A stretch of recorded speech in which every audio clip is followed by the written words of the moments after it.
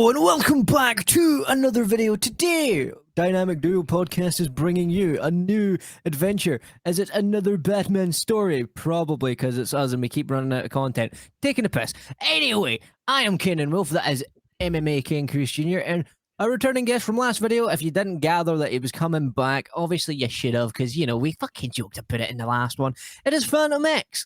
So, today, we're going to be covering a very, very special movie for me and Danny, and a big shout out to RJ, because I know he's another person that is like me and Danny when it comes to this movie. So, little shout out to RJ. So, what movie are we covering? Tommy Lee Jones, Jim Carrey, Val Kilmer, and eventually my boy! My boy's here! My boy's finally fucking here! Yay! It is Batman Forever! So, as we normally do, I normally tend to go last, but what I'm going to do is I'm going to switch it up a wee bit, and instead of letting King go, or me go, I'm going to let Phantom go. But before we do, when we talk about this movie, remember, these are the opinions of us, and that is it. Second of all, we might have different opinions from Phantom, and that's okay. So anyway, Phantom, on you go. What do you think of this movie? Do you think it still holds up today, or do you think it's a steaming pile of dog poo? Well, I got to watch it again. It doesn't hold up as good as Batman Returns. Especially like a lot of the special effects, like Tommy Lee Jones's makeup still looks terrible now. But the aesthetics of everything still good. Batmobile still looks like crap. Really? I love that Batmobile. That was like, dude, that Batmobile had the wing on the back splits in half, and Robin is driving it, and he's bouncing it like a lowrider in the movie. It's the Batwing. I love the Batwing in the movie, but the Batmobile it's trash. It's trash. Fair enough. Fair it is. Fair enough. So, how about you, Danny? What do you think? Do you think it still holds up? What is it? I mean, for me, I think it still holds up. Well, I think it just is. I think the more you rewatch the movie, I think the more that you end up liking it or whatever for what it is or whatever. Like, once again, I always say that Batman Forever is the most underrated Batman movie. It, like, if you, in my opinion or whatever, I think it just is a live action episode of Batman the Animated Series. And there was another person that even commented this, like, it's also like Brave and the Bold or whatever, Batman Brave and the Bold, just live action or whatever, because it got the campiness, but it also has the darkness too, and it kind of blends with it together well, for me at least, or whatever. I still like that Batmobile. I thought it was cool when it was a kid. I still think it's cool as a grown man or whatever. Like, I love the Batman Forever Batmobile. In my opinion, I think it's pretty good or whatever. No, see, for me, like, I get where you're coming from. For me as well, like, out of the original four, I would argue this is probably one of, like, most likely my favorite one, because I love Val Kilmer as Batman. I think he's a very underrated Batman, and if anybody disagrees, I don't give a shit, because clearly you don't know the character well enough to be able to understand that what he done in this movie, it was so hard to fucking portray, and second of all, he done it so well that it actually made you feel like it was like he was fighting two different people in his head. One was Bruce and one was Batman, and that is what the Batman character is all about. Yeah, we finally get my boy Dickgrayson. He's a 20-year-old, but he's supposed to be about 17, 16, but he still looks 20. We got the best we could get at the time. So for me, that was one plus side. And in this movie, he's actually a decent, like, Robin and a decent Dickgrayson. I wouldn't say he's amazing. I wouldn't say he's the best portrayal I've ever seen, but he's decent enough. Like, in this one, he is decent. I can't fault his, like, performance in any way.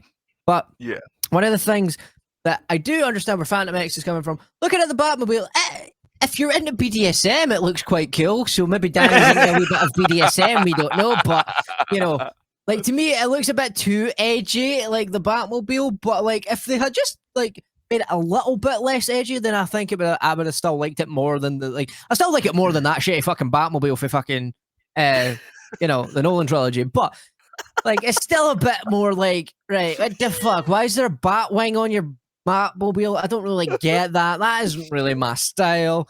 Tommy Lee Jones, like, I always thought the makeup was shit, even when I first saw the movie Yeah. when I was growing up as a kid. It's not, so it was Yeah. always going to be shit. The one thing that I'll always say, and everybody can hate on me for this, I still don't give a fuck. Jim Carrey is my fucking Riddler.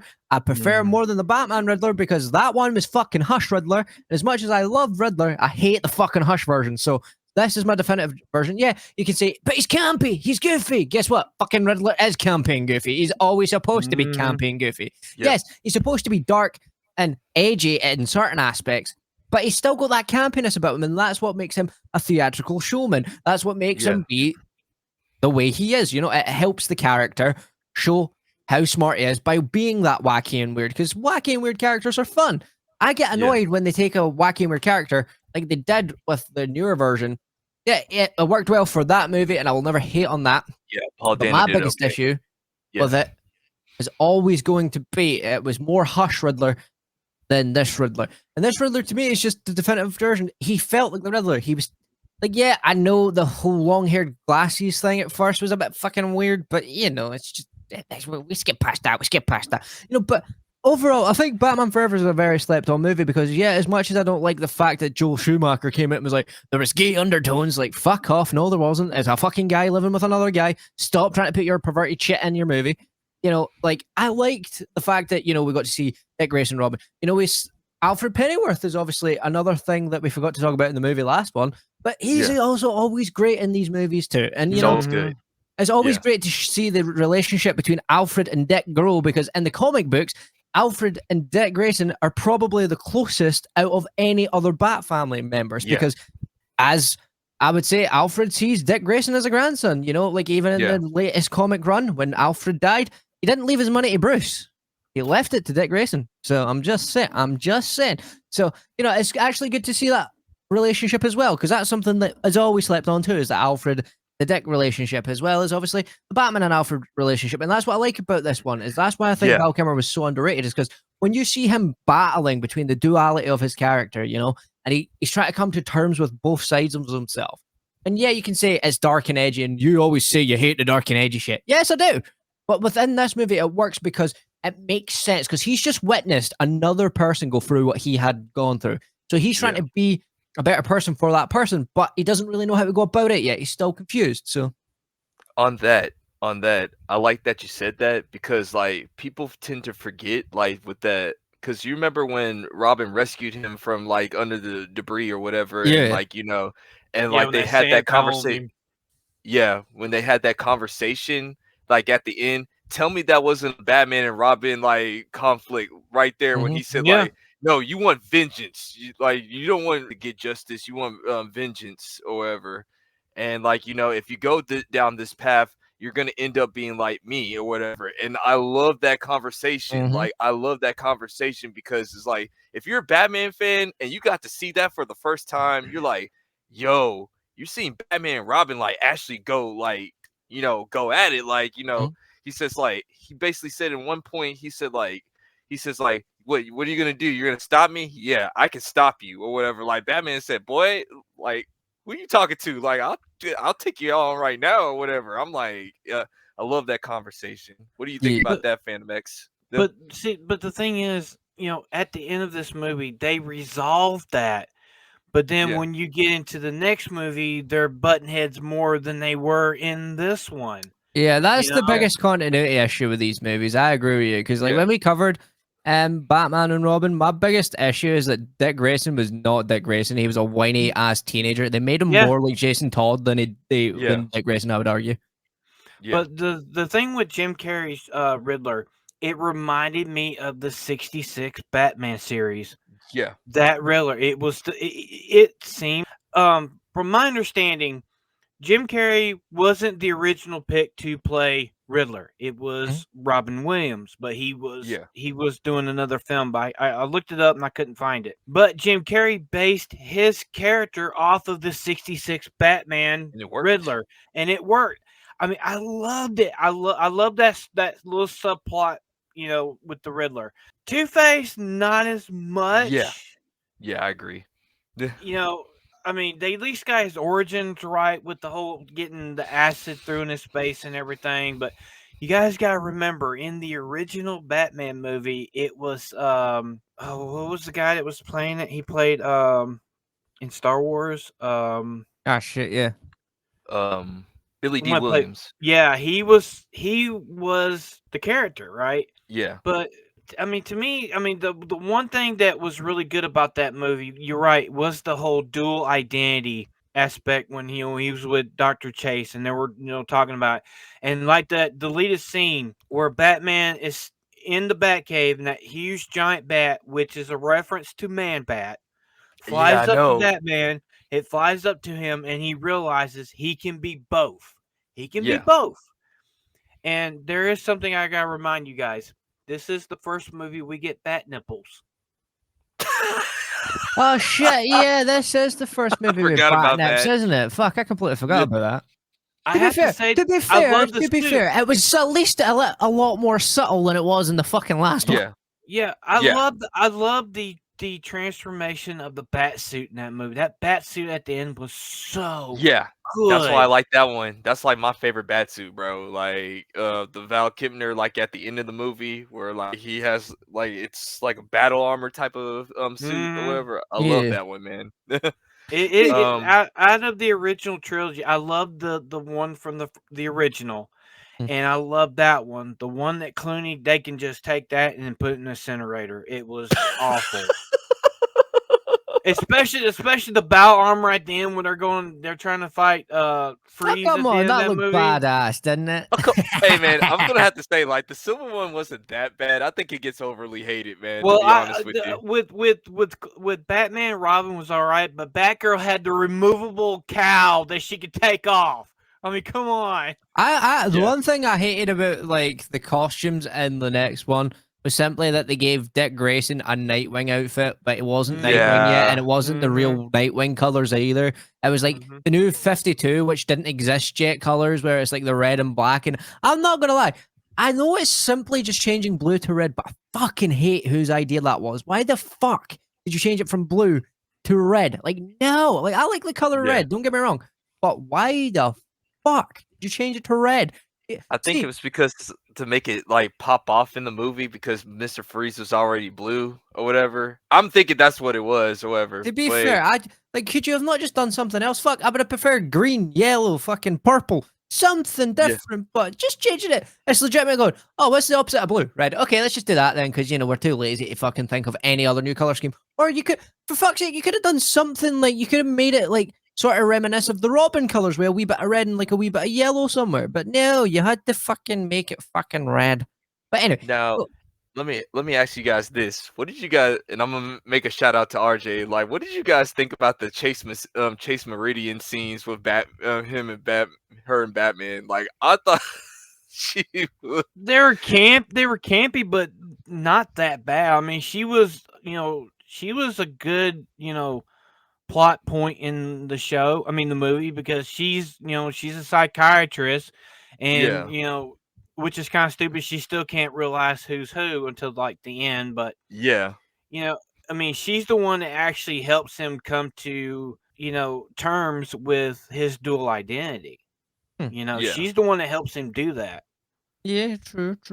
See, for me, like, I'm no big fan of like seeing a lot of fucking therapy stuff, but with this movie, I thought it worked. Like, I like this version of Batman. Like, to be honest, I don't have a lot of hate for this movie. Like, I wished I could turn around and be like, this bit was shit.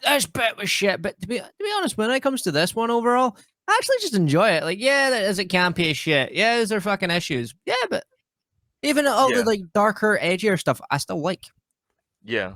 Like, did you guys know that Nicole Kidman was considered too ugly to be called Chase Meridian? Like, that's I know. Did you hear about that? Like, I'm like, she's beautiful, man. Shit.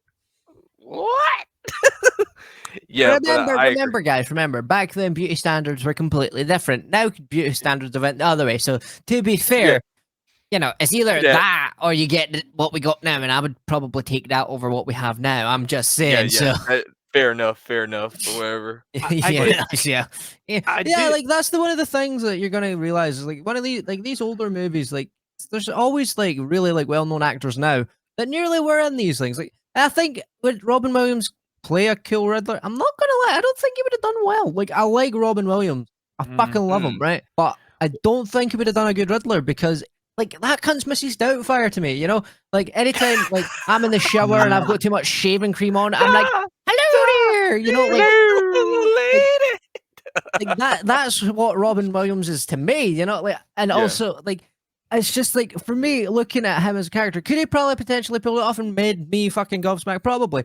But I just don't see I couldn't see him as Riddler. Like to me, like his stature would be too big for Riddler, you know. Riddler is supposed to be a lanky, like very weak but very smart individual, where he was a bit more bulk. So like it would be more like he would be able to beat up Batman more believably, I guess.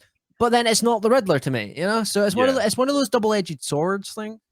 On that too, like Jim Carrey's Riddler, like I forgot to say that part where like he's the Riddler in my eyes. Like I'm sorry, like his performance still sticks with me to this day, especially when he throws his boss outside the window. Where he was like, he was saying like, "Oh yeah, Sayonara, Big Kahuna." Oh man, I love that.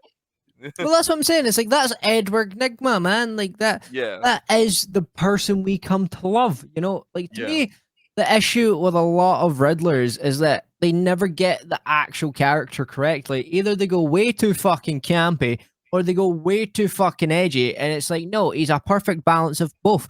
And he might not always be like the perfect villain for all stories, but when done right, he's one of the best rogue gallery villains there is.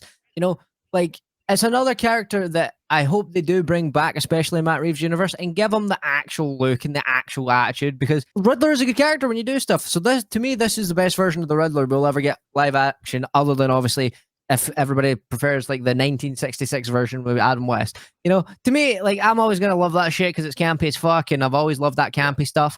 But in reality, let's be real, like it's campy. So you know, like only certain. Like as we also gave a shout out last video, our friend Jacob clearly fucking hates the campy stuff. So it's a very very good thing, you know. Like so anyway, well, I do want to say I love the aesthetic of Gotham in this movie. I mean the models that they did of Gotham was really good, and especially the scene where Batman goes from when Bruce goes from his office to the Batcave. That's like one of the coolest entrances to the Batcave so far in the movies. But then you know later on when you know you're at Wayne Manor and you know Dick Grayson he does all that flippy stuff to get slide in there and falls down. I like the Batcave in that movie.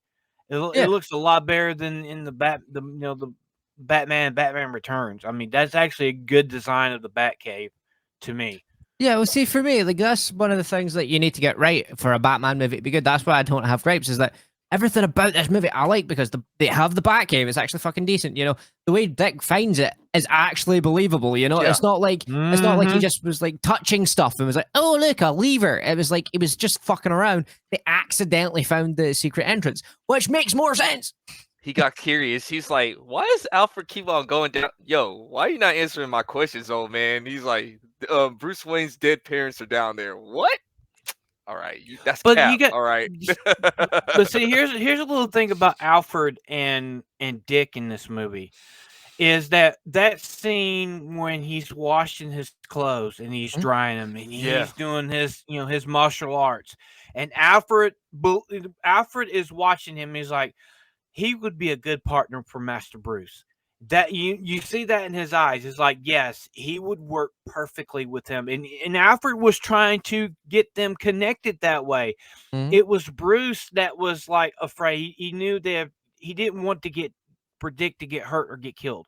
That's the reason why he pushed him away from that. And then you're right, when that scene when they're in the Batcave and Bruce is being stitched up, and it's that whole thing about revenge. It's like I said in the last one. Dick Grayson is the moral compass of Batman. When he found Dick as a child and saw what happened to him and saw it was the same trajectory. Mhm. And even in the animated series, there's that episode when he finally finds Tony Zuko. Robin's And Reckoning. Highly yeah, recommend. Check that one out. Great episode. Yeah. When Dick finds out, he argues with Bruce, and he goes and he wanted to kill him. He wanted to kill Zuko, but then he and I can't remember. It's been so long. Didn't he thank him for making him the No. man? Okay. No, what happened was like, like he was about to bash in his face, and then like Batman gave him the look like, bro, you're not that person. Like, come on, Yeah. man. And then he's like, you're right, and everything. Like, he had to think about it. He just said like, nah, I ain't that person or whatever. Yeah. So But see, and then it's like in this movie, like at the end of it, when they, with the whole coins thing, and Two-Face is there and he's shooting around, and Batman throws all those coins up, and what they should have done in that scene is when Harvey falls, Dick should have jumped after him to save him. They should have done that. That would have been a better arc than having him die, because then at that point Dick had moved on from his vengeance. He got his vengeance. He died. Yeah, see, that's another thing you just made me remind. This is one thing I don't like about these movies. Stop fucking making them accidentally kill people. I don't care if it's a fucking accident. They're still killing them. Like, yeah, it's Batman and Robin. They shouldn't be killing people. That's like me and King going, you know what? Fuck it. We've had enough. We're just going to kill Phantom X. Fuck it. It's fine. It's fine. It's fine because, we might be the dynamic duo, but it's fine. But it was an accident because we tripped him up over that accidental put knife right there. Oh, no, accident. Oh. Well, you got to think, this is the last movie they kill a villain. Yeah. That's the worst part.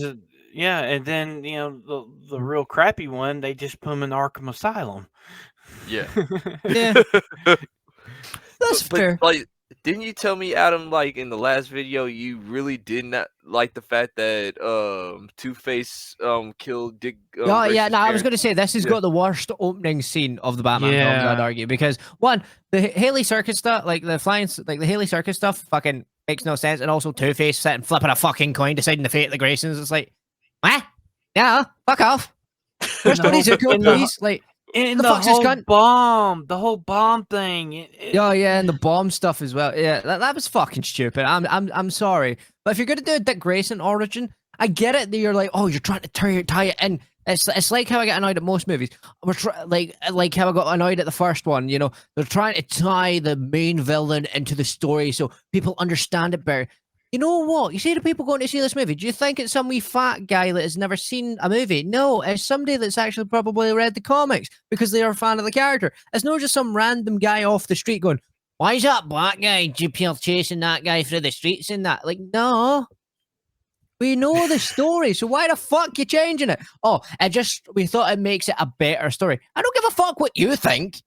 You don't write Batman, do you? You sit there and write crappy movies for Warner Brothers. Keep at it, but don't fucking keep doing shit like this when it makes no sense. Like, I don't like when they change an origin for no fucking reason. It's like, why? Yeah. It doesn't add anything to the story. It doesn't give you anything. It's just like, piss more people off. Yeah, it's just like, cool, Two-Face done it, but Harvey Dent shouldn't even exist at this point anyway. Like, if this is when Dick's first introduced, Harvey Dent's still a police officer, depending on what timeline you're in.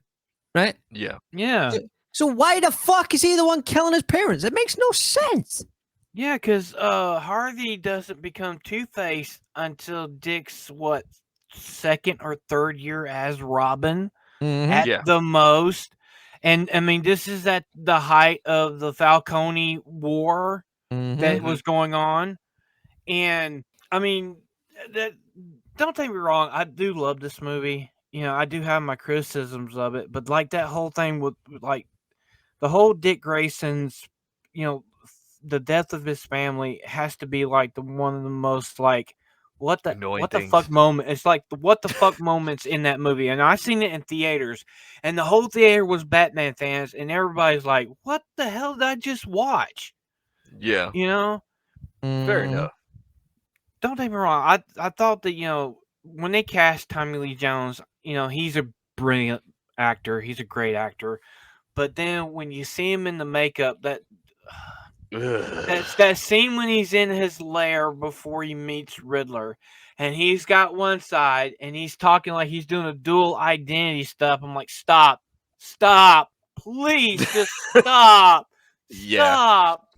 I think this was the worst Two-Face ever. Like, I did not like. I love Tommy Lee Jones. He's an all-American Texan like myself, but I did not like him in this movie, man. Like, Yeah, I it know. was just I think that's the only bad casting in this movie. That's the only downside to this movie to me is his Two-Face. And also, I just don't understand. Like, I know comic accuracy is cool and all, but don't make a person's face fucking purple, please. Unless it's Thanos.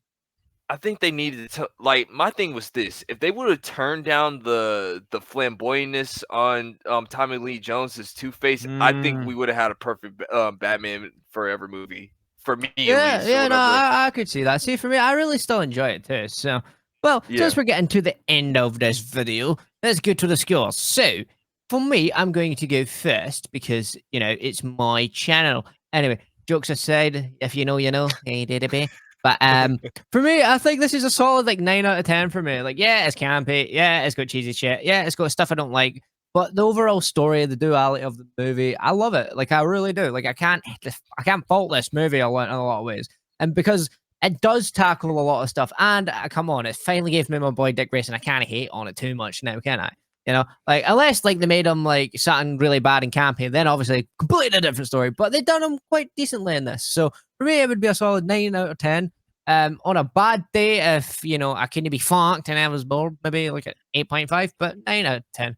So, how about you, Danny? I agree with you. Like for me, as a Batman movie,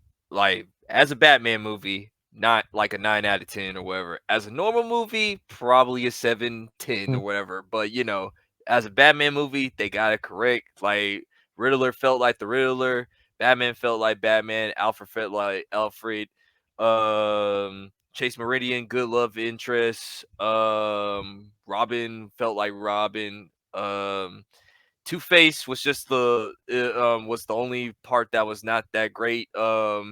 Yeah, it's the plot pretty generic, but I think it's okay to have a generic superhero plot because once again, I tell people this: if you just see it as a live action episode of Batman the Animated Series, you will enjoy this movie more. So that's my score for it. Yeah. How about you, Phantom X? I'll give it a 9.5. Oh, Tommy Lee Jones is like the only bad part of the movie for me. The story was well done, and you could just tell the difference in style between Batman Returns and Batman Forever. Val Kilmer, he's a 10. Bruce Wayne Batman to me, he is my favorite Batman. yep. Same here. He is my Same. favorite Batman. Clooney's minus 100. Clooney doesn't exist in this realm. I had to get and it's Val Kilmer. That's a different timeline. Val Kilmer to me was the perfect Bruce Wayne Batman. Perfect. I mean, 10 out of 10.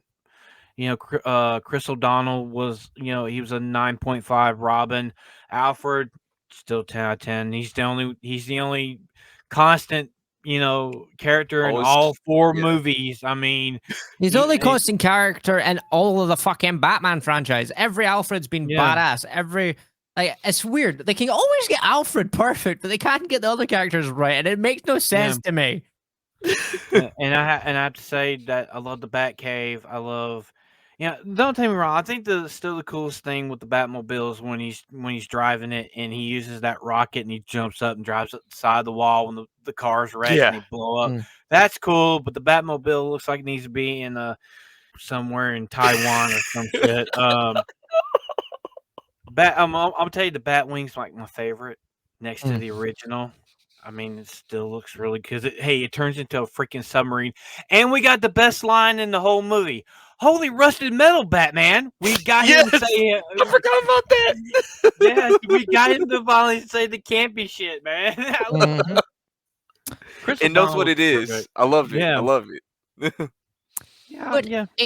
Anywho, that is coming to the end of it now. So this is where we did the post-credit scene, and finally, yes, you're going to be so happy to hear this. We're finally out of the Batman era for a while. We're going to be going away. We're going to be doing some more alternative stuff. Some stuff that some people might not like, some people may like. But, Danny, next video, are we going to a place where if you keep training, even when your face falls off, you become... Well,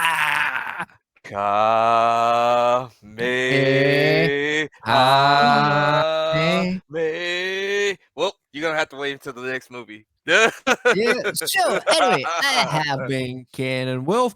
That has been Phantom X. That has been MMA King Chris Jr. And we shall see you guys in the next video. Please, guys, subscribe.